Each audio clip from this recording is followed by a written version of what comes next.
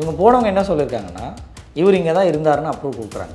இன்னொரு கல்லூரி போகிறாங்க, இவர் இங்கே தான் இருந்தாருன்னு அப்ரூவல் கொடுக்குறாங்க. வேற ஒரு கல்லூரியில் அங்கே போன விசிட்டிங் டீம், அண்ணா பல்கலைக்கழகத்தோட விசிட்டிங் டீம், நான் இவர் இங்கே வேலை செய்கிறாருன்னு கொடுக்குறாங்க. 11 கல்லூரிகளில் இந்த இன்ஸ்பெக்ஷனையும் அப்ரூவ் பண்ணியிருக்காங்க. ஒருத்தர் கொஞ்சம் கூட தான் செய்கிற வேலைக்கு மனசாட்சியை துரோகம் பண்ணிவிட்டு எப்படி இந்த ப்ரொஃபஸர்ஸ்னால் இன்ஸ்பெக்ஷன் டீமில் போய் கையெழுத்து போட முடிஞ்சது? முரளி பாபுன்னு ஒருத்தர், அவர் 11 காலேஜ், அரங்கராஜன் 10 காலேஜ், வெங்கடேசன் 10 கல்லூரியில் வேலை செய்கிறாரு, வசந்தா சுவாமிநாதன் 10 கல்லூரியில் வேலை செய்கிறாரு, பிரகாஷ், காசிலிங்கம், கண்ணன், இவங்கெல்லாம் 8-9 கல்லூரிகளை வேலை செய்கிறாங்க. இது மாதிரி 353 ஃபேக்கல்ட்டிஸ் தமிழ்நாட்டில் கூடிய 224 கல்லூரிகளில் வேலை செய்கிறாங்க. எவ்வளவு இடங்கள்னா 972 இடங்களில். ஒன்று உள்ளார வர வேண்டிய வேலை வாய்ப்பை தடுத்துருக்காங்களா? இந்த 353 பேரும் 353 இடங்களில் தான் இருந்திருக்க முடியும். மீதி 600-700 இடங்களுக்கான வேகண்டை இங்கே கல்லூரி நிறுவனங்கள் வேலை வாய்ப்பை தடுத்துருக்காங்க. இதை கண்காணிச்சிருக்க வேண்டியது யார்? அண்ணா யூனிவர்சிட்டியோட இன்ஸ்பெக்ஷன் டீம். போன வருஷம் இந்த முறைகளில் ஈடுபட்டவங்க பேரை வெளியிட சொல்லுங்கள். இத்தனை பேர் ஈடுபட்டிருக்காங்க, அவங்க மீது நாங்கள் டிபார்ட்மெண்டல் ஆக்ஷன் எடுக்கிறோம். இவங்க இது ஃபோர்ஜரி, இவர் இங்கே தான் இருந்தார் அப்படின்னு ஒரு பொய்யான சான்று கொடுக்குறாங்கல்ல, அரசுக்கு உட்புகுத்துறாங்களே, இது சீட்டிங். அரசுடைய கட்டமைப்பே ஏமாத்திருக்காங்கல்ல. குறைந்தபட்சம் 3-7 ஆண்டு கடுங்காவல் தண்டனை கொடுக்கணும் இவங்களுக்கு. உயர்கல்வித்துறை அமைச்சர் பொன்முடி அவங்க செய்யணும். இன்னைக்கு அண்ணா யூனிவர்சிட்டிக்கு நாங்கள் நடவடிக்கை எடுத்துன்னு சொல்லி சும்மா மார்த்தட்டிக்கிறதெல்லாம் மக்களை ஏமாத்துறது. ஏன்னா இந்த மக்களை நாம் ஓட்டு போட்டு தான் நீங்கள்லாம் மேலே வந்திருக்கிறீங்க. இந்த மக்களுடைய பசங்களுக்கு சரியான எதிர்காலத்தை கட்டமைக்க வேண்டியது, அதுக்காக தான் நீங்கள் உயர்கல்வித்துறை அமைச்சராக இருக்கிறீங்க. இதை உங்களால் பண்ண முடியலன்னா நீங்களே ரிசைன்மெண்ட் போயிருங்க.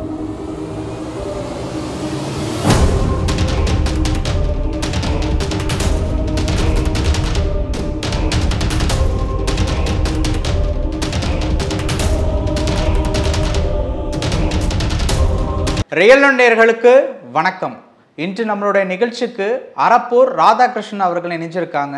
சமீபத்தில் அண்ணா யூனிவர்சிட்டி ஸ்கேம் அப்படிங்கிற ஒரு விஷயம் பெரிய பரபரப்பை ஏற்படுத்தியிருக்கு. அது ரிலேட்டபிளாக பல கேள்விகள் கேட்டு தெரிஞ்சுக்கலாம். சார் வணக்கம். சார் வணக்கம், எப்படி இருக்கீங்க? நல்லா இருக்கேன் சார். இப்போ சமீபத்தில் நீங்கள் வெளியிட்டிருக்கக்கூடிய அண்ணா யூனிவர்சிட்டி ஸ்கேம் அப்படிங்கிற ஒரு விஷயம் கொஞ்சம் பரபரப்பை ஏற்படுத்தியிருக்கு அப்படின்னு நம்ம சொல்லலாம். உண்மையாகவே அதில் என்ன சார் நடந்திருக்கு? முதல்ல பத்திரிகையாளர்கள் நன்றி சொல்லணும். ஏன்னா இந்த நியூஸ் வெளில தெரிஞ்சு அது ஒரு ரிசல்ட்டை நோக்கி நகர்ந்துருக்கு. நன்றி. அண்ணா யூனிவர்சிட்டி பொறுத்த வரைக்கும் ஒவ்வொரு ஆண்டுமே தமிழ்நாட்டில் கூட எல்லா இன்ஜினியரிங் கல்லூரிகள், ஒரு 480 இன்ஜினியரிங் கல்லூரிகள் இருக்குது. ஆர்கிடெக்சர் கல்லூரி, இன்ஜினியரிங் கல்லூரி, அப்புறம் டெக்னாலஜிஸ்ட்னு உட்பட இந்த கல்லூரிகளுக்கெல்லாம் அங்கே போய் ஸ்டாண்டர்டை செக் பண்ணுவாங்க எவ்ரி இயர். ஏன்னா இந்த வருஷம் கூட 2,32,000 சீட்டு இருக்குது. அதாவது 2024ஆம் ஆண்டு கல்வியாண்டில். ஆமாம், 24-25க்கு ஏறக்குறைய சீட்டோட கெப்பாசிட்டி மட்டும் 2,32,000 சீட்டு இருக்குது. ஓகே, இதில் 2 லட்சம் மாணவர்கள் அப்ளை பண்ணிட்டாங்க. அவங்களுக்கு நம்பர்ஸும் அலாட் ஆயிடுச்சு, கவுன்சிலிங்கும் ஸ்டார்ட் பண்ணிட்டாங்க. இதன் அடிப்படையில் தான் தமிழ்நாட்டோட எல்லா இன்ஜினியரிங் கல்லூரிகளுக்கும் அந்த மாணவர்கள் அட்மிஷன் சேர்க்கை நடக்கும். இந்த அட்மிஷன் நடக்கிறதுக்கு முன்னால் அந்த கல்லூரி என்ன தரத்தில் இருக்குது, நம்ம ஒரு பேரண்ட்ஸ் மனநிலையிலேருந்து பார்க்கும்போது ஒரு கல்லூரி போனால் என்ன பார்ப்போம்?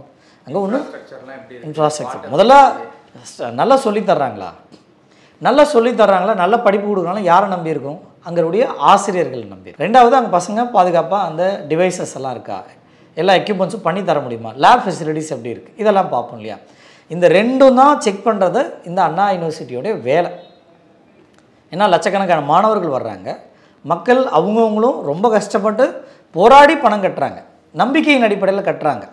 இந்த நம்பிக்கைக்கு ஒரு ஸ்டாண்டர்டை செட் பண்ணுறதுக்காக தான் அண்ணா யூனிவர்சிட்டியில் ஒரு விங் இருக்குது, CAI, centre for affiliation institution அப்படின்னு இருக்குது. இந்த விங்கு எவ்ரி இயர் ஒரு டீம் போடுவாங்க. அந்த டீம் வேறு நாட்களில் வேறு கல்லூரிகளை போய் பார்த்து இங்கே இவ்வளோ ஸ்டாஃப் இருக்கிறாங்க. இப்போ உதாரணத்துக்கு மெக்கானிக்கல் டிபார்ட்மெண்ட்டில் ஃபஸ்ட் இயரில் போன வருஷம் 30 சீட்டு கொடுத்துருப்பாங்க. இந்த வருஷம் காலேஜ் என்ன கேட்டிருக்கோம், எங்களுக்கு ஒரு 60 கொடுங்க அப்படிம்பாங்க. எதுக்கு 60 கொடுக்கணும்? உங்கள் இதில் அவ்வளோ விரிவுரையாளர்கள், அந்த பேராசிரியர்கள் இருக்காங்களா, துணை பேராசிரியர்கள், உதவி பேராசிரியர்கள் இருக்காங்களா, அதுக்கான முனைவர்கள் இருக்கிறாங்களா, இதெல்லாம் பார்த்து தான் அந்த சீட்டை இன்க்ரீஸ் பண்ண முடியும். ஏன்னா வியாபார நோக்கத்தில் இந்த கல்வி முழுசாக போயிடக்கூடாது, சுரண்டல் மட்டுமே நடந்துடக்கூடாது. அங்கே மாணவர்களுக்கு கல்வியை உருப்படியாக கொடுக்கணும், மக்களோட பணத்துக்கும் நியாயப்படுத்தணும் அப்படின்றதுக்காக அந்த ஸ்டாண்டர்டை போய் செக் பண்ணுறாங்க. இந்த இடத்துல தான் முறைகேடு. என்ன மாதிரி முறைகேடுனா, விதி என்ன சொல்லுதுன்னா AICTEன்னு சொல்லுவோம், all India council for technical education. இந்த ஸ்டாண்டர்டை செட் பண்ணுறது all India council for technical education, Delhi. அவங்க எவ்ரி இயர் ஒரு மேனுவல் வெளியிடுவாங்க. இந்தந்த இதுக்கு இந்த சீட் கெப்பாசிட்டிக்கு இதுதான் ப்ரொசீஜர், இந்த நாம்ஸ் எல்லாம் இருக்கணும், லேப் எப்படி இருக்கணும், இந்த விதிகள்லாம் அவங்க கொடுப்பாங்க. இதை போய் பார்க்குறது அண்ணா யூனிவர்சிட்டி. இந்த போகிற டீம் என்ன பண்ணுவாங்கன்னா அங்கே ஃபேக்கல்ட்டி இருக்கணும். இந்த ஃபேக்கல்ட்டி ஆதார் கார்டு பார்க்கணும், பேன் கார்டு பார்க்கணும், அவங்க ஒரிஜினல் சர்டிஃபிகேட்டாக, ஏன்னா ஃபேக் சர்டிஃபிகேட் நிறைய இருக்குது. நிறைய பேர் டாக்டர் சும்மாவே சர்டிஃபிகேட் அடிச்சுட்டு வந்தெல்லாம் இருக்கிறாங்க, எல்லாம் கேள்விப்படுறோம். இப்போ இதெல்லாம் வெரிஃபை பண்ணுவாங்க, ஜென்யூனஸ் செக் பண்ணுவாங்க.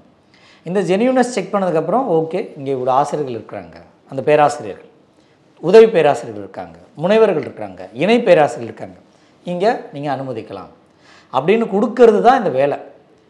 ஒருத்தர் ஒரு இடத்துல தான் வேலை செய்ய முடியும். முழு நேர ஃபேக்கல்ட்டியாக, ஃபேக்கல்ட்டி மெம்பர்னு சொல்லுவோம், முழு நேரமாக பணிபுரியணும். இந்த கெஸ்ட் லெக்சர், விசிட்டிங் ப்ரொஃபஸர் இவங்கள வச்சு காலேஜுக்கு அப்ரூவல் கிடையாது. 100 விசிட்டிங் ப்ரொஃபஸர் எங்கள் காலேஜுக்கு வர்றாங்க, அதை வச்சு நாங்கள் நல்லா பாடம் நடத்துவோம் அப்படின்லாம் கிடையாது. முழு நேர ஃபேக்கல்ட்டி தான் முக்கியமே. அதே போல் லேப் ஃபெசிலிட்டி. இவங்க போனவங்க என்ன சொல்லியிருக்காங்கன்னா, இவர் இங்கே தான் இருந்தாருன்னு அப்ரூவ் கொடுக்குறாங்க. இன்னொரு கல்லூரிக்கு போகிறாங்க, இவர் இங்கே தான் இருந்தாருன்னு அப்ரூவல் கொடுக்குறாங்க. வேற ஒரு கல்லூரியில் அங்கே போன விசிட்டிங் டீம், அண்ணா பல்கலைக்கழகத்தோட விசிட்டிங் டீம், நான் இவர் இங்கே வேலை செய்கிறாருன்னு கொடுக்குறாங்க. 11 கல்லூரிகளில் இந்த இன்ஸ்பெக்ஷன் டீம் அப்ரூவ் பண்ணியிருக்காங்க ஒருத்தர். இது இப்போ இல்லை, போன வருஷம் 2023-24 அவர் வேலை செஞ்சே முடிஞ்சிருச்சு. எந்த காலேஜ் எந்த ஊர்னு சொல்ல முடியுங்களா? மாரிசாமின்னு ஒரு ஃபேக்கல்ட்டி, முனைவர் டாக்டர் எஸ், பிஎஸ்சி முடித்தவர் மாரிசாமின்னு. Dhanalakshmi Srinivasa engineering college of technology பெரம்பலூரில் வேலை செய்கிறாரு. எம்ஆர்கே இன்ஸ்டியூட் டெக்னாலஜி கடலூரில் வேலை செய்கிறாரு. AKT memorial college engineering technology கள்ளக்குறிச்சியில் வேலை செய்கிறாரு. திருவாரூரில் இருக்கக்கூடிய ஏஆர்ஜே காலேஜில் வேலை செய்கிறாரு. மதுரையில் இருக்கக்கூடிய ஃபாத்திமா மைக்கேல் காலேஜ் அதில் வேலை செய்கிறாரு. சென்னையில் இருக்கக்கூடிய மீனாட்சி காலேஜ் ஆஃப் இன்ஜினியரிங், கோயம்புத்தூரில் இருக்கக்கூடிய கதிர் காலேஜ் ஆஃப் இன்ஜினியரிங், விருதுநகரில் வரதராஜ் காலேஜ், அதுக்கப்புறம் காஞ்சிபுரம் ஆர்ஐஎஸ் காலேஜ், அப்புறம் அதே காஞ்சிபுரத்தில் ஸ்ரீ முத்துக்குமரன். இந்த 11 கல்லூரிகளில் இவர் இங்கே தான் வேலை செய்கிறாரு, முழு நேர ஃபேக்கல்ட்டி மெம்பராக இருக்கிறாருன்னு இந்த விசிட்டிங் டீம் அப்ரூவ் பண்ணியிருக்காங்க. சார் 11 காலேஜில் அவங்க வேலை பார்க்குறாங்க, இதனால் அவங்களுக்கு என்ன லாபம் கிடைக்கிது அந்த பர்டிகுலரான ஃபேக்கல்ட்டிக்கு? பர்டிகுலரான ஃபேக்கல்ட்டி பொறுத்த வரைக்கும் 11 கல்லூரியில் எங்கேயா ஒரு இடத்துல தானே ப்ரெசென்ட்டில் இருக்கும். ஆமாம், விதிப்படி முழு நேர ஃபேக்கல்ட்டின்ட்டாங்க, ஒரு இடத்துல தான் இருக்க முடியும். வெறும் சைன் பண்ணுறதுக்கு பைசா கொடுத்துருக்கலாம். அந்த 11 காலேஜ்லேயும் பைசா, ஏன்னா இங்கே வந்து தரத்தை பொறுத்து தான் அவங்களுக்கு அனுமதியே கொடுக்குறாங்க, எவ்வளோ ஃபேக்கல்ட்டிஸ் இருக்கிறாங்க. இப்போ நமக்கு எங்கே பிரச்சனை அப்படின்னா, இவர் போல் 353 பேர் தமிழ்நாடு முழுக்க. முரளி பாபுன்னு ஒருத்தர், அவர் 11 காலேஜ், அரங்கராஜன் 10 காலேஜ், வெங்கடேசன் 10 கல்லூரியில் வேலை செய்கிறாரு, வசந்தா சுவாமிநாதன் 10 கல்லூரியில் வேலை செய்கிறாரு, பிரகாஷ், காசிலிங்கம், கண்ணன், இவங்கெல்லாம் 8-9 கல்லூரிகளில் வேலை செய்கிறாங்க. இது மாதிரி 353 ஃபேக்கல்ட்டிஸ் தமிழ்நாட்டில் கூடிய 224 கல்லூரிகளில் வேலை செய்கிறாங்க. எவ்வளவு இடங்கள்னா 972 இடங்களில். ஒன்று உள்ளார வர வேண்டிய வேலை வாய்ப்பை தடுத்துருக்காங்களா? இந்த 353 பேரும் 353 இடங்களில் தான் இருந்திருக்க முடியும். மீதி 600-700 இடங்களுக்கான வேக்கண்ட்டை இங்கே கல்லூரி நிறுவனங்கள் வேலை வாய்ப்பை தடுத்துருக்குறாங்க. இதை கண்காணிச்சிருக்க வேண்டியது யார்? அண்ணா யூனிவர்சிட்டியோட இன்ஸ்பெக்ஷன் டீம். ஒரு 1000 பேருக்கு நேரடி வேலை இழப்பு நடந்திருக்கா? இது போக இங்கே டூப்ளிகேட் ஃபேக் ஐடிஸ். இப்போ இவங்களுக்கெல்லாம் ஒரு ஐடி உண்டு, அதாவது காலேஜில் கொடுக்குற ஐடி கார்டா? ஐடி கார்டு இல்லை, AICTE, all India council for technical education, இந்த ஃபேக்கல்ட்டி இவர் இங்கே தான் இருக்கிறாருன்னு சொல்லி டேட்டா பேஸை கல்லூரி நிர்வாகம் தான் என்ட்ரி பண்ணும். கல்லூரி நிர்வாகம் என்ட்ரி பண்ணி அண்ணா பல்கலைக்கழகத்தில் இதை வெரிஃபை பண்ணுவாங்க. நான் இங்கே வேலை செஞ்சு இன்னொரு இடத்துல போய் வேலை செய்யவே முடியாது, நான் இந்த கல்லூரியில் ரிசைன் பண்ணிட்டேங்க, வேறு கல்லூரி போகிறேன் அப்படின்னா அந்த கல்லூரியில் லாகின் பண்ணி அண்ணா யூனிவர்சிட்டியோட வெப்சைட்டில் ஃபேக்கல்ட்டி இன்ஃபர்மேஷன் லாகின் பண்ணி இந்த கல்லூரிலேருந்து வேலையை விட்டு போனோன்னா அந்த லெஃப்ட்னு ஒரு பட்டன் இருக்கும், அந்த பட்டனை கிளிக் பண்ணால் தான் அவர் இன்னொரு கல்லூரிக்கே போய் வேலை செய்ய முடியும். இது அண்ணா யூனிவர்சிட்டிக்கும் தெரியும், அந்த காலேஜோட நிர்வாகத்துக்கும் தெரியும். இது யாரோட அலட்சியம்? இந்த ஐடி இருக்குல்ல, அதில் ஒரு 11 டிஜிட் 10 டிஜிட் நம்பர் கொடுப்பாங்க. இந்த டிஜிட் நம்பர் ஒவ்வொருத்தருக்கும் யூனிக், ஒரு பேன் கார்டு மாதிரி யூனிக் ஐடி. அதில் duplicate AUU 10,000 number 1 number 2 A, இதெல்லாம் என்ன மாதிரி ஐடி? இந்த மாதிரி ஃபேக் ஐடி மட்டுமே 13,000 ஃபேக்கல்ட்டி இருக்குது. நமக்கு இப்போ என்ன சந்தேகம்? 13,000 பேரும் உண்மையாகவே வேலை செய்கிறாங்களா இல்லை? அப்போ 13,000 பேர் உண்மையாகவே வேலை செய்கிறாங்களா இல்லையா அப்படின்னா ஒரு காலேஜ்லையாவது உண்மையாக வேலை செஞ்சுருக்கணும் அப்படிங்கிறது உங்களோட சந்தேகம். நம்ம சந்தேகம். இந்த 13,000 ஃபேக் ஐடிஸ் எப்படி வந்துச்சு? இப்போ அஃபிலியேஷன் டீம் உள்ளார போகிறாங்களா, இந்த அண்ணா யூனிவர்சிட்டி உள்ளார போகிறாங்களா, அப்போ அவங்க இந்த பேன் கார்டு இதெல்லாம் உட்பட இந்த ஏஐசிடியோட ஐடியும் வெரிஃபை பண்ணணும். ஆமாம் இவர் இங்கே தான் இருக்கிறாரு. இதில் இன்னொரு பியூட்டி என்ன தெரியுங்களா? இந்த இன்ஸ்பெக்ஷன் டீம் வந்து ரொம்ப அழகாக விசிட் பண்ணியிருக்காங்க. போன வருஷம் இவங்க வந்து இந்த இன்ஸ்பெக்ஷன் எப்போ நடக்கும்னா மே, ஜூன், ஜூலையில். 2023 டாக்டர் ப்ரொஃபஸர் இளைய பெருமாள்னு ஒருத்தர் டைரக்டராக இருந்தார், இந்த சிஐயோடைய இயக்குனராக ஒரு 2-3 வருஷம் அவர் தான் இருந்தார். அவர் ஏப்ரல் மாதத்தில் ஒரு அறிக்கை வெளியிடுறார். நாங்கள் வந்து எல்லா கல்லூரிகளுக்கும் விசிட்டிங் வரப்போகிறோம், உங்களுடைய எல்லா ஆவணங்களையும் தயார்படுத்தி வைங்க, ஃபேக்கல்டிஸை தயார்படுத்தி வைங்க, லேபை தயார்படுத்தி வைங்க அப்படின்றாங்க. இவங்க போகிறாங்க இல்லையா, ஒரே தேதியில், அதாவது 26/5/23 மே மாதம் 26 பிபிஜி இன்ஸ்டியூட் ஆஃப் டெக்னாலஜி கோயம்புத்தூருக்கு ஒரு இன்ஸ்பெக்ஷன் டீம் போகிறாங்க அண்ணா யூனிவர்சிட்டியோட. இன்னொரு பக்கம் ராமநாதபுரத்துக்கு அதே தேதியில் முகமது சதக் இன்ஜினியரிங் கல்லூரி ராமநாதபுரத்துக்கு ஒரு டீம் போகிறாங்க. 2 டீமும் வேறு வேறு டீம். ஏறக்குறைய ஒரு 300-400 கிலோமீட்டர், ஒரு 3-4 மணி நேரம் ட்ராவல் ஆகுது ஆகும். இந்த டீம் என்ன சொல்கிறாரு, டாக்டர் ஆர் பாபு இங்கே தான் இருந்தாங்கன்றாங்க. இந்த டீம் என்ன சொல்கிறாங்க, டாக்டர் ஆர் பாபு நான் இங்கே விட்னஸ் பண்ணுறேன்றாங்க. இவங்க 2 பேரும் நான் இங்கே பார்த்தேன்னு அப்ரூவ் பண்ணுறாங்க. எப்படி இது சாத்தியம்? இது ஒரு ஃபேக்கல்ட்டி இல்லை, 11 ஃபேக்கல்ட்டிஸ். 11 ஃபேக்கல்ட்டியும் 11 கல்லூரிகளில் அந்த அண்ணா பல்கலைக்கழகத்தோட விசிட்டிங் டீம் ஆமாம் என் கண்ணு முன்னால் தான் இங்கே உட்காந்துருக்கிறாரு, அவர் சர்டிஃபிகேட்டில் வெரிஃபை பண்ணிட்டேன்றாங்க. இன்னொரு வெரிஃபிகேஷன் டீம் என்ன சொல்லுது, இந்த 11 பேரை நாங்கள் பார்த்தோம். இது மக்களோட வாழ்க்கையை விளையாடுறது தானே. மாணவர்களோட வாழ்க்கையை ஒரு வடிவேலு ஜோக்கு போட எவ்வளவு கேவலத்தனமாக நினச்சிருக்கிறாங்க. ஒரு விசிட்டிங் டீம் வந்து எந்த அளவுக்கு லெத்தாஜிக்காக ஒரு தனக்குன்னு ஒரு நியாயமான வேலை செய்யலாம் இவங்க வந்து நடவடிக்கை எடுக்கணுமா இல்லையா? இது ஃபேக்கு தானே, ஃபோர்ஜரியா இல்லையா? இப்போ இவங்கெல்லாம் இதை இன்வால்வ்டாக இல்லையா? கல்லூரிக்கு தெரியுது, கல்லூரியே இப்போ என்ன சொல்லியிருக்கணும், 2 பேர் எப்படி இருக்க முடியும் ஃபிசிக்கலாக? ஒருத்தர் ஒரு இடத்துல இருக்க முடியும், இது என்ன ஏஐ வழியா எப்படி இவங்களால பண்ண முடியும்? இப்போ இந்த போல் ஃப்ராடுகள் நிறைய உள்ளார நடந்திருக்கிறத நம்ம நிறைய கேள்விப்படுறோம். இதில் ஆவணத்தோடு மாட்டியிருக்கிறது ரொம்ப குறைவு, டிப் ஆஃப் த ஐஸ்பர்க்கு தான். நமக்கு தெரிஞ்சிருக்கிறது 353 ஃபேக்கல்ட்டிஸ் ஒரே சமயத்தில் வேறு கல்லூரிகளில் வேலை செய்கிறாங்க. இந்த 353 972 இடங்களில் வேலை செய்கிறாங்க அப்படின்னு தகவல். சரி, இப்போது ஒரு ஆளுக்கு 10 காலேஜில் அவருடைய பெயர் வந்து இருக்குது. அப்போ அந்த ஒரு நபருக்கு வந்து அந்த 10 காலேஜினுடைய சம்பளம் வர்றதுனால அந்த ஃபேக்கல்ட்டி வந்து லாபம் அடைகிறாரு அப்படிங்கிறது ஒரு விஷயமா இருக்குது. காலேஜ் சைடு பார்த்தோம் அப்படின்னா எங்கள்கிட்ட 20 ஃபேக்கல்ட்டி இருக்காங்க அப்படின்னு சொல்லி அவங்க காலேஜுக்கு உண்டான அப்ரூவலை வந்து வாங்கிடுறாங்க. ஆனால் காலேஜ் வழியாக பார்த்தோம் அப்படின்னா 10 ஃபேக்கல்ட்டி தான் இருக்காங்க. இது ரிலேட்டபிளாக உயர்கல்வித்துறை பொன்முடி அவர்களுக்கு இது சம்பந்தமான விஷயங்கள் தெரியுமா? அது தொடர்பாக ஏதாவது நடவடிக்கை எதுவும் மேற்கொண்டு இருக்காரா, இல்லை ஃப்யூச்சரில் ஏதாவது நடக்குமா? எடுக்கணும். நீங்கள் கேட்டிங்களா, அவருக்கு சேலரிலாம் போகுமான்னு நமக்கு தெரியாது. 10 காலேஜஸ் கொடுப்பாங்களான்னு ஒரு லாபகரமான ஒரு விஷயம் இல்லாமல் இது இயங்காது இல்லையா? அதனால தான் இந்த கேள்வி வருது. இந்த பிஹெச்டியோட சர்டிஃபிகேட்டை பயன்படுத்திக்கிறதுக்கு ஒரு முறை கையொப்பம் போடுறதுக்கு 50,000 கொடுத்தா போதும். ஓகே, ஒரு நாள் கூப்பிட்டு ஏதாவது ஒரு ரெசார்ட்டை புக் பண்ணிவிட்டு வந்துட்டு போகிற டிக்கெட்டு, ஃப்ளைட் டிக்கெட்லாம் போட்டு கொடுத்துட்டு அவரை கேபில் கூப்பிட்டு வந்து பிஹெச்டி சைன் மட்டும் பண்ணிவிட்டு அனுப்புனா கூட போதுமானதில்லை. அவர் திரும்ப வரணும் கூட அவசியம் இல்லை. ஏன்னா இன்ஸ்பெக்ஷன் டீம் ஒரு தடவை தானே உள்ளார போகிறாங்க, ஒரு தடவை தானே உள்ளார போய் பார்க்க போகிறாங்க. அதுக்கப்புறம் அவர் அங்கே இருக்கணும் கூட அவசியம் கிடையாதுல்ல. இந்த கல்லூரி நிர்வாகம் தான் சொல்லணும், 11 பேர் இப்போ இருக்குன்னு சொல்லியிருக்காங்கல்ல, காமிங்க அப்படின்னு இப்போ அண்ணா பல்கலைக்கழகம் கேட்கணும். அண்ணா பல்கலைக்கழகம் உள்ளார பார்க்கும்போது 11 இடத்துல இவங்க என்ன கேட்டுருக்கணும், எப்படிப்பா சாத்தியம்? அப்போ நீ 11 இடத்துல சேலரி வாங்கியிருக்கியா? ஒரு இடத்துல 50,000 வாங்கினா கூட எவ்வளோ ஆச்சு? 5 லட்சம் ஆச்சு இல்லை ஒரு மாதத்துக்கு. கோடிக்கணக்கில் வருமானம் இல்லை, நீ எங்கே வாங்கியிருக்க அதை காமின்னு சொல்லலாம்ல. இது போல் நிறைய முறைகேடுகள் பின்னால் மறைஞ்சிருக்கிறது தெரிய வருது. பொன்முடி அவங்களுக்கு, உயர்கல்வித்துறை அவங்களுடைய அமைச்சர் அவங்களுக்கு தெரிஞ்சிருக்கணும். இதுக்கு முன்னால் தெரியுமா நமக்கு தெரியாது, ஆனால் இப்போ தெரிஞ்சிருக்கு இல்லையா? இப்போ இவர் என்ன பண்ணியிருக்கலாம், அண்ணா பல்கலைக்கழகத்துடைய வேந்தர் திரு வேல்ராஜ் அவங்க நேற்று பேசும்போது என்ன சொல்கிறாரு, நாங்கள் வந்து டிரான்ஸ்பரண்ட்டாக வெளியிட்டிருக்கோம் அப்படின்றார். இப்போ இதுக்கு இவர் என்ன சொல்லணும், மற்ற பல்கலைக்கழகங்களும் தமிழ்நாட்டில் இருக்கக்கூடிய அரசு கட்டமைப்பில் இருக்கக்கூடிய மற்ற பல்கலைக்கழகங்களும் நாங்கள் டிரான்ஸ்பரண்ட்டாக வெளியிட சொல்லுங்கள். மற்ற பல்கலைக்கழகம்னா இன்ஜினியரிங் காலேஜஸ் மட்டுமா, இல்லை ஆர்ட்ஸ் அண்ட் சயின்ஸ் காலேஜும் சேருதா? அந்த விஷயம், அதாவது அண்ணா பல்கலைக்கழகம் இன்ஜினியரிங் காலேஜுகளுக்கான அஃபிலியேஷன்ஸ் கொடுக்குறாங்க. தமிழ்நாட்டில் எல்லா இன்ஜினியரிங் கல்லூரிகளுக்கும் அண்ணா பல்கலைக்கழகத்துக்கு கீழே மட்டும்தான் அஃபிலியேஷன் வாங்க முடியும். இப்போ ஆர்ட்ஸ் அண்ட் சயின்ஸ் கல்லூரிகள் இருக்குல்ல, கலை அறிவியல் கல்லூரி, அவங்களுக்கெல்லாம் மெட்ராஸ் யூனிவர்சிட்டி இருக்குது, பெரியார் பல்கலைக்கழகம் இருக்குது, திருச்சி பாரதிதாசன் இருக்குது, பாரதியார், நிறைய பல்கலைக்கழகங்கள் இருக்குது. அந்த பல்கலைக்கழகங்களை தங்களை இணைச்சிக்கிறாங்க. அவங்களோட சிலபஸை ஃபாலோ பண்ணுவாங்க, அவங்க கொடுக்குற எக்ஸாம் சிஸ்டத்தை ஃபாலோ பண்ணுவாங்க. அந்த காலேஜஸ் எல்லாம் ஒரு யூனிவர்சிட்டியை அந்த சிஸ்டத்தை நம்பி தான் போகுதுன்னு வச்சுக்கோங்களேன். இப்போ இது பற்றின விவரங்கள் யார் வெளியிடணும்? அமைச்சர் பொன்முடி அவங்க தான், மற்ற பல்கலைக்கழகங்கள். ஏன்னா இப்போ நம்ம வெளியிலேயே ப்ரூவனாக தெரிஞ்சிருக்கு, இன்றைக்கி உலகத்தரம் வாய்ந்த ஒரு ஸ்டாண்டர்டான இன்ஜினியரிங் கிடச்சிருக்குன்னு நம்ம மார்த்தட்டிக்கிட்டு இருக்கோம். அண்ணா யூனிவர்சிட்டி வச்சு நாங்கள் ஒரு ஸ்டாண்டர்ட் செட் பண்ணியிருக்கோம். இந்தியாவிலேயே உயர்தரமான உயர்நிலை கல்வி வந்து நம்மள்ட்ட தான் இருக்குது. அந்த ஸ்டாண்டர்டை யார் ஃபாலோ பண்ணுறோம்? அண்ணா யூனிவர்சிட்டி. இப்போ அங்கேயே இவ்வளோ ஃப்ராட் தானே நடந்திருக்கு அப்படின்றது நமக்கு கண்ணு முன்னால் தெரியுது. அப்போ இதை மற்ற பல்கலைக்கழகங்களில் நடந்திருக்குமா இல்லையா தெரியாது. வெளியிட்டும் அதை வெளியிடுங்க. பல்கலைக்கழகங்களுக்கு இன்ஃபர்மேஷன் கொடுத்து நோட்டீஸ் போட்டு அறிவித்து வெளியிட சொல்லுங்கள், நம்ம எல்லாருமே பார்ப்போம். இப்போ இந்த விவரங்களும் வெளிப்படையாகவே இருக்குது. இந்த நிமிஷமும் நீங்கள் அண்ணா யூனிவர்சிட்டி பல்கலைக்கழகத்தில் வெப்சைட்டில் பார்க்கலாம். நம்ம வேற எங்கே இருந்தெல்லாம் கொண்டு வந்துடல. நம்ம ஆர்டிஐ போட்டு எடுத்தது இந்த டேட்டா, இந்த இன்ஸ்பெக்ஷன் டேட். இந்த கமிட்டி யார் யார் போனாங்க அப்படின்னு கேட்டோம். அது இன்னைய வரைக்கும் வெளில வரவே இல்லை. அது அப்பீல் ஆணையத்தில் இருக்க. ஆணையம் வந்து என்னத்துக்கு இருக்குன்னே தெரியலை. தகவல் ஆணையம் வந்து ஒரு முக்கியமான செய்தி குறித்து ஆர்டிஐ போட்டிருக்கோம். அந்த தகவல் இன்னமும் கிடப்பில் கிடக்கு. அப்பீலும் போட்டிருக்கோம், வரலை. டேட்டு மட்டும்தான் நமக்கு கிடச்சிது.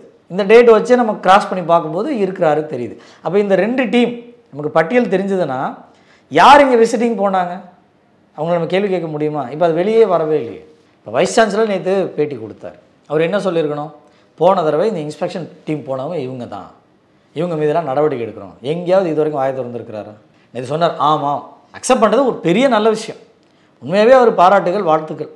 இந்த மாதிரி ஒரு எரர் இருக்குது, கண்டுபிடிச்சிடும். நாங்கள் டெக்னாலஜி நம்பினோம், டெக்னாலஜி எங்களை ஏமாத்திருச்சு, நீங்கள் கண்டுபிடிச்சி கொடுத்துருக்கீங்க அப்படின்னு சொல்லியிருக்கிறார்.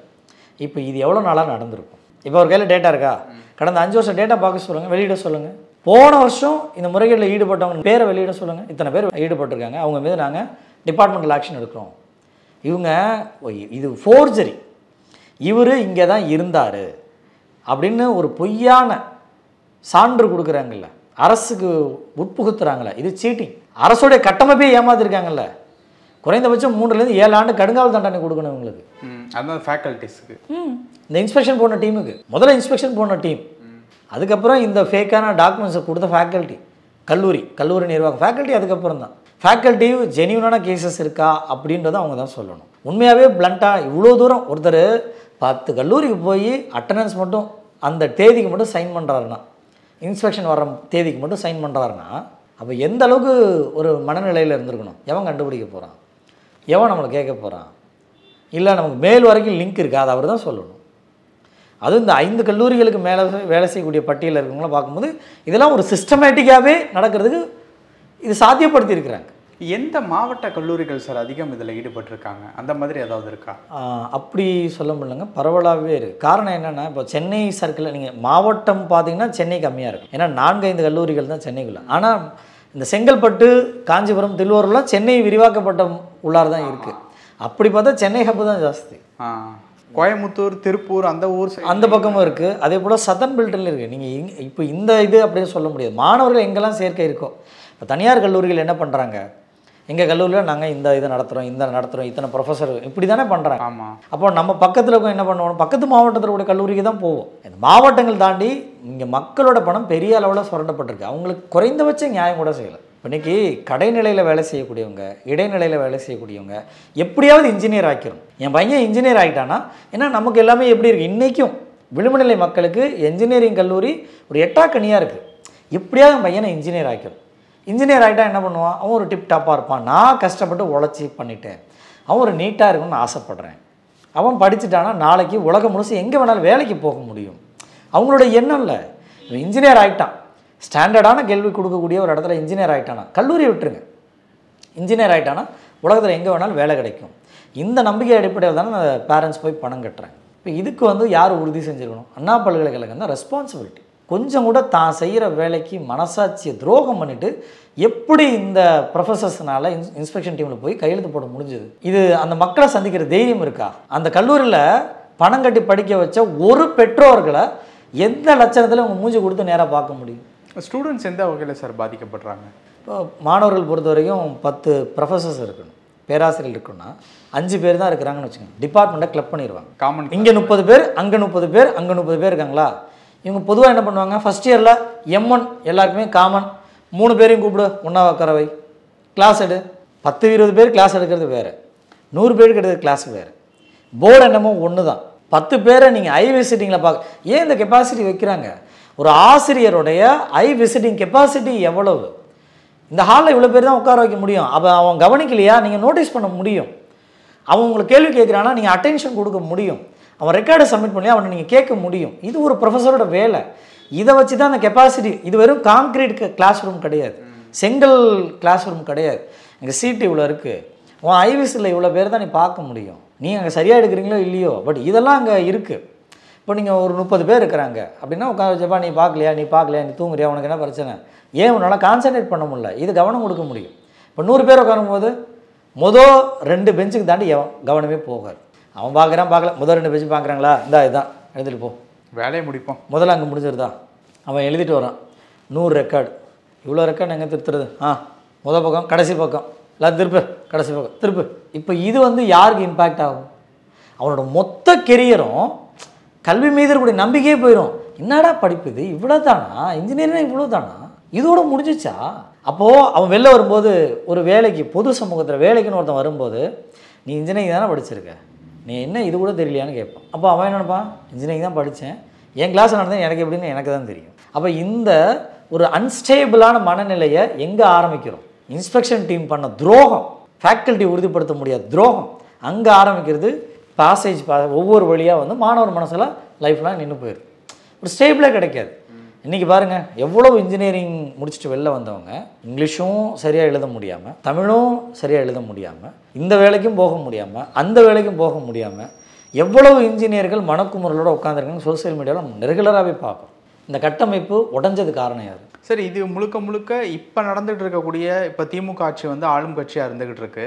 இந்த 3 வருடங்களா இல்லை அதுக்கு முன்னாடிலேருந்தே இது நடந்துகிட்டு இருக்கா சார்? நம்ம கேட்குறது ஒரு 10-15 வருஷமாக நடக்குதுன்னு கேள்விப்படுறாங்க. அப்போ 2000 பாலகுருசாமி அவங்க பீரியடில் இருக்கும்போது தான் அந்த அஃபிலியேஷன் உள்ள. எந்த ஆண்டுகள்? 2000. 24 வருஷம். 24 வருஷம். அந்த ஏறக்குறைய 20 அவர் பீரியட்னா அந்த 20 அந்த 2000 2000 அந்த மாதிரி இருக்கும் முழுசாக முடிஞ்சது. ஒரு 20 வருஷம் குறையாமல் இந்த டொமைன் நடந்துக்கிட்டு இருக்கு. 20 வருஷமாக இந்த ஸ்கேம் நடந்துக்கிட்டு இருக்கு. நடக்குமா? 20 வருஷமாக நடந்திருக்கான்னு நமக்கு தெரியாது. ஆரம்ப காலகட்டத்தில் இது ஒரு சிஸ்டமாக இந்த மாதிரி இந்த 10 பேர் வேலை செய்கிற அளவுக்கு ஒருத்தர் எக்யூப் ஆகிருக்கிறாருல்ல, அப்போ இந்த சிஸ்டம் வளையிறது கொஞ்சம் நாளாக இருந்திருக்கலாம். இப்போ நாம் சொல்கிறத கூட விடுங்க. இன்றைக்கி வைஸ் சான்சலர் நேற்று ரெஸ்பாண்ட் பண்ணியிருக்கிறாரு. முதல் நல்ல விஷயம் அக்செப்ட் பண்ணிக்கிட்டாரு. ஆமாம், எங்களுக்கு கூட தெரிலங்க, இந்த ஃபார்முலா வச்சு அவங்க கண்டுபிடிங்க. நமக்கு இதுக்கு பின்னால் ஒரு வேலை இருந்தது, ஒரு 1.5 வருஷம் உழைப்பு.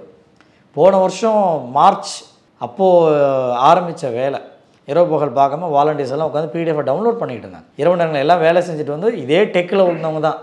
அவன் இன்ஜினியரிங் காலேஜாக டவுன்லோட் பண்ணான். இது என்ன, ஏன் இன்ஜினியரிங் காலேஜ் இருக்குது, சரி டவுன்லோட் பண்ணு. ஓ இப்படிலாம் பார்க்கலாமா, டவுன்லோட் பண்ணு. எல்லாத்தையும் டவுன்லோட் பண்ணி நமக்கு அப்போ தெரியாது. அப்போ அது அப்படியே அப்புறம் திரும்ப கிராஸ் வெரிஃபை பண்ணுறோம், பிடிஎஃபாக ஓப்பன் பண்ணி என்னென்ன பேர்லாம் நோட்டீஸ் பண்ணிக்கிறோம். அப்புறம் அந்த பேர் வேறு பிடிஎஃபில் இருக்கான்னு பார்க்குறோம், இந்த காலேஜில் இருக்கான்னு பார்க்குறோம். நமக்கு அப்போல்லாம் ஃபேக்கே தெரியாதில்ல, யார் ஃபேக்குன்னே நமக்கு தெரியாது. ஒரு கடலில் போய் ஊசியை போட்டு தேடுறது போல் டெக்னாலஜி சப்போர்ட் பண்ணுச்சு. எங்கே சப்போர்ட் பண்ணுச்சுன்னா இது அப்படியே எக்ஸலாக மாற்றணும். எக்ஸலை ஃபில்டர் போடும்போது இதில் எது யூனிக்கான காலம்னு பார்த்தோம். டேட் ஆஃப் பர்த் மட்டும்தான் யூனிக். அவங்க படித்த பிஇ முடித்தது. இப்போ அந்த ஒரு காலத்தில் பார்த்தீங்கன்னா நீங்கள் அதை பார்க்க முடியும். ஒரு ஃபேக்கல்ட்டியோட ஃபோட்டோ, அவர் படித்தது, டேட் ஆஃப் பர்த்து, ஏயுஐடி, அவர் எங்கே முடிச்சிருக்கிறாரு, இந்த விவரங்கள் எல்லாமே ஃபில்லப் பண்ணால் மட்டும்தான் இவருக்கு அப்ரூவ் ஆகும். இதில் எல்லாத்தையுமே அவங்க வயலேட் பண்ணுறாங்க. எப்படின்னா இப்போ இந்த இருக்குது பார்த்தீங்களா, doctor R Babu, doctor dot R Babu, doctor R dot Babu, ஒரே ஃபேக்கல்ட்டி போட முடியும். இப்போ ஆர் பாபு இல்லை பாபு ஆர் அப்படி பார்த்தா இன்னொரு ஃபேக்கல்ட்டியாக கவுண்ட் ஆகுது. இவங்க டூப்ளிகேட்டே பண்ண முடியாமல் போனது இந்த ஒரு இடம் தான், டேட் ஆஃப் பர்த் மட்டும்தான். இதை எங்களுக்கு கண்டுபிடிக்கிறதுக்கே ஒரு 2-3 மாதம் ரிசர்ச் போச்சு. எந்த காலம் டூப்ளிகேட் பண்ண. இப்போது இந்த பாருங்கள், இந்த காலேஜில் government college of engineering college திருநெல்வேலின்னு போட்டிருக்காரு. அடுத்ததில் போடும்போது என்ன தெரியுமா பண்ணுவார், அதர்ஸ்னு ஒரு டேம் செலக்ட் பண்ணுவாங்க. இப்போ ஒரு ஹையர் எஜுகேஷன் பிஜி வந்து எங்கே முடிக்கிறார், எம்இ எங்கே முடிச்சிருக்காரு, எம்இ செலக்ட் பண்ணுவாங்க. ஒரு காலேஜ் உள்ளார என்ட்ரி பண்ணும்போது ஃபேக்கல்ட்டி விவரங்களை போடும்போது இந்த சர்டிஃபிகேட்லாம் ஸ்கேன் பண்ணி ஏற்றுவாங்க. எம்இ எங்கே படிச்சிருக்காரு செலக்ட் பண்ணும்போது காலேஜ் பேரெல்லாம் இருக்கும், கடைசியாக அதர்ஸ் இருக்கும்.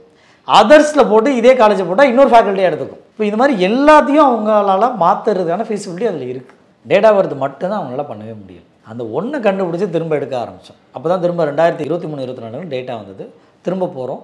அப்போ தான் இளைய பெருமாள் அவர் தான் அறிவிக்கிறார், இந்த மாதிரி வந்து நாங்கள் பண்ண போகிறோம்னார். சரி பண்ணுங்கள், இந்த வருஷம் டேட்டாவும் பார்ப்போம்.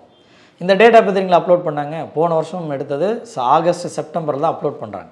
2023 அதாவது இவங்க மே ஜூன் ஜூலை அப்ளிகேஷன் போகிறாங்க. பார்த்துட்டு வந்தது அந்த டேட்டா வந்து ஆகஸ்ட்டில் ஆரம்பித்து கிராஜுவலாக இன்க்ரீஸ் ஆகுது. நம்ம அப்டேட் பண்ணி பார்க்குறோம். என்னடா புது பிடிஎஃபாக வருது. அதில் இந்த வருஷம் போடுவாங்க. கல்லூரியோட முதல் இதில் பார்த்தீங்கன்னா வருஷம் போடுவாங்க. அதுக்கு முன்னால் 21-22 இருந்தது, 22-23 இருந்தது, இப்போ 23-24 இந்த மாதிரி மாறும். இப்போ இது மாறுறது, டேட்டா மாறுது, கொஞ்சம் வெயிட் பண்ணுங்கள், இது பொய்யாயிடும், திரும்ப வந்து அந்த டேட்டா எடுக்கிறோம், அதை திரும்ப வெரிஃபிகேஷன் பண்ணுறோம்.